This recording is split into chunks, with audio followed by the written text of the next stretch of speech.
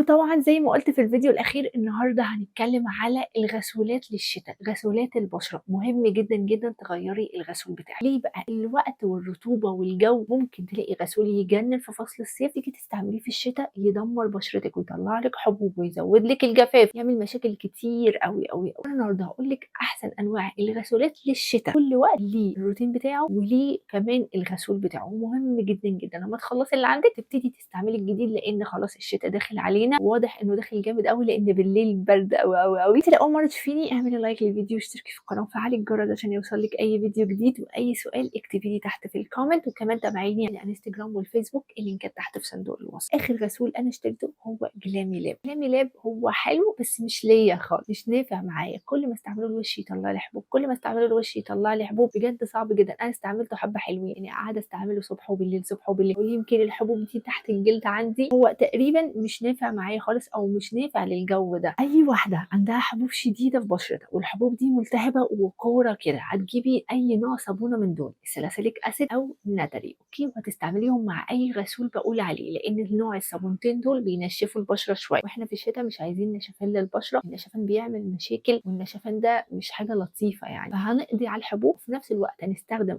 غسول تاني، أي غسول هاقول عليه النهارده مع الصابونة دي، يعني هتغسلي وشِك مرتين، مرة بالصابونة أول حاجة، تاني مرة بأي غسول هاقول عليه دلوقتي، تعالجي بشرتِك بسلاسة وفي نفس الوقت ما تنشفش ولا يحصل لها أي مشاكل وتكون كمان مترطبة، في نفس الوقت ما فيش ولا حباية لا رؤوس بيضا ولا رؤوس سودا، تمام؟ هنبتدي بس بدول حبيت أقول عليهم في الأول. أول غسول معانا هو غسول إيفا، إيفا بالهيرونيك أسيد حلو أوي، أوي وعاجبني جدًا وباستعمله بس في الشتا، بيجنن، بيرطب البشرة، بينضف البشرة، ده حلو أوي، أوي. كمان هو فيه نسبة من العطور شوية وده شيء طبيعي موجود عند إيفا، بس العطور يعني مش قوية أوي للدرجة دي. أنا أهم حاجة عندي التنضيف والترطيب وما يخليش وشي ياكلني، يعني دي مهمة أوي، أوي، ولا يشد بشرتي، ده مهم بالنسبة لي أوي، الشدة دي وكمان إنه ياكلِك ده فيه كمية صابون كتير أو كمية مواد بتساعد على إن البشرة مش مستحملاه، هيبوظ الحاجز البشرة بتاعِك، فمهم أوي تختاري في الغسول بتاعِك، وده من أحلى أنواع الغسول وسعره اقتصادي جدًا، جدًا. أي واحدة الغسول بتاعها خلص عندِك إيفا تقدري تجيبيه وأنتِ متطمنة وحاطة في بطنِك بطيخة صيفي هيرطب وينضف بشرتِك. تاني غسول أنا باحبه برضه هو الشن، شن 5% ده ينفع كمان للبشرة الحساسة، كل أنواع البشرة، أنا باحبه جدًا، جدًا، جدًا، لإنه طبعًا ال5% ناشونايد حاجة كويسة، تاني حاجة إنه بينضف البشرة كويس أوي ومكتوب عليه صفري يعني خالي من الصابون، فبينضف البشرة من غير ما بيأذي حاجز البشرة. تاني غسول ديرما أكتيف الأخضر، هو بينشف البشرة شوية، فممكن مش أي بشرة تنفع معاه، يعني البشرة الدهنية والمختلطة اللي فيها حبوب أو oily جدًا، جدًا، جدًا ممكن تجيب ده لإنه بينشف شوية، البشرة العادية والحساسة ما ينفعش تجيب ده خالص، غير كده بس يجنن إن أنتِ بقى تعوضي بالكريم المرطب أو السيرم الهيالورونيك أسيد، لإن إحنا بنستعمل سيرم هيالورونيك أسيد في الشتا، ده ضروري ومن أساسيات البشرة في الشتا، فهيعوض النشفان ده. تاني غسول موست وان، موست وان ده هايل، هايل، هايل، الموسم بتاعه هو الشتا، طبعًا هو للبشرة الجافة طول السنة، بيرطب البشرة، بينضف البشرة من غير ما بينشف البشرة، باحس البشرة بعديها بتبقى جلوي وحلوة. أكتر غسول عاجبني لفصل الشتا هو موست وان، هايل والكمية بتاعته كبيرة وهيقعد معاكِ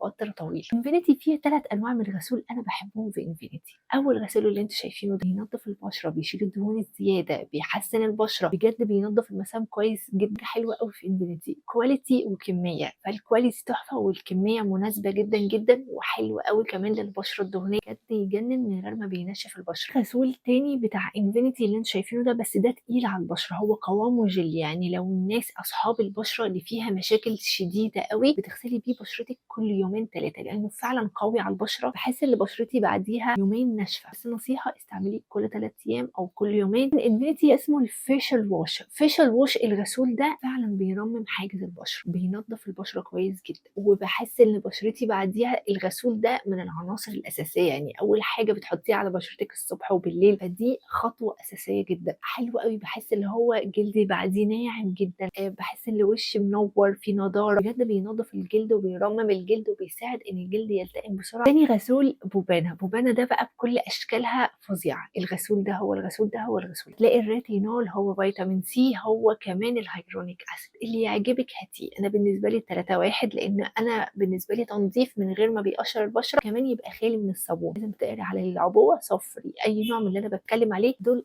خالي من الصابون، بينضفوا البشرة كويس جدًا من غير ما بيأذوا حاجز البشرة، ودول عاجبيني أوي، أوي، أوي، حلوين جدًا، سعرهم يجنن، بيعملوا تخفيضات، الكمية محترمة، السعر رهيب، رهيب، فعلا بينضف البشره كويس قوي وهتجربي. ودلوقتي كمان عاملين عروض في بوبانا تقدري تشتريهم، انت نفسيتك مرتاحه لو عايزه حاجات اقتصاديه. في كمان غسول انا نسيته من انفينيتي هايرونيك، انفينيتي هايرونيك كولاجين. انفينيتي هايرونيك كولاجين ده هايل على البشره، بينضف البشره، مناسب لكل انواع البشره. هو بياخد قلبي كده، عارفين حاجه كده بتاخد قلبك كده، والله على الجمال لما بغسل بيه وشي. ده رهيب وحلو جدا جدا جدا وهيعجبك جدا، واكيد هتلاقي في الترطيب والتنظيف. بس الكميه يكبروها شويه لان الكميه صغيره وما بتقعدش كتير، فكبروا بس الكميه شويه، والسعر يجنن. للناس اللي مش حابه تستعمل صابونه، بس عشان نسيت اقول كولاجرا، تقدري تجيبي كمان كولاجرا الاخضر وتستعمليه كل يومين. بلاش كل يوم بقى عشان الشتاء بينشف البشره شويه، فتستعمله كل يومين. لو انت مش حابه نوع الصابونه او مش عايزه تجيبي صابون خالص، ممكن تجيبي ده. لو عايزه تفتحي بشرتك، في صابونه اسمها ليت اب. ليت اب تجنن في التفتيح وتنظيف البشره. لو انت عايزه حاجه اقتصاديه، غسول يفتح بشرتك في نفس الوقت ينظف بشرتك، الصابونه دي بقى فيها كل حاجه، تنظيف وتفتيح رهيب على البشره. تقدري تجيبي معاها اي غسول من اللي قلت عليه، ما تفتيح وترطيب مع بعض. لو الصابونه بتاعت التفتيح نشفت بشرتك شويه، ترطبي مع بعض. بكده انا حبيت اقول لكم اخر حاجه هقول لكم على الغسولات الكوريه. دول احلى اتنين انا بحبهم، وطبعا انا بحب ده اكتر. بصوا يعني انا مخلصاه واكلاه ومش عايزه اقصه، لان انا لو قصيته هرميه. انا عايزه احفظ اسمه عشان انا مش حافظه اسمه. ده احلى وارخص غسول كوري انا جربته، يجنن يجنن. بصوا انا مخليه فيه شويه صغنونه كده لانه بجد رهيب، بينظف البشره احلى بجد من الغالي. يعني انا جايبه ده ب 1000 وحاجه، ده ب 400 ولا ب 300، انا مش فاكره، 300 كمان. اه والله ده ب 300 جنيه ولا ب 400 جنيه، انا نسيت، هو موجود على البيج. المهم، فتخيلوا ده الرخيص بينظف اكتر من الغالي. ده اكسس واي طبعا بينظف اكتر منه وحلو جدا. ده حلو قوي، انا بحبه قوي. في اماكن بتبيعه غالي جدا، يعني انا لقيته هنا 900. ليه يا عم ليه؟ ده جايباه ب 300 ولا ب 350. تريشا، الغسول ده اسمه تريشا. اوكي، غسول عبقري يعجبني جدا جدا جدا.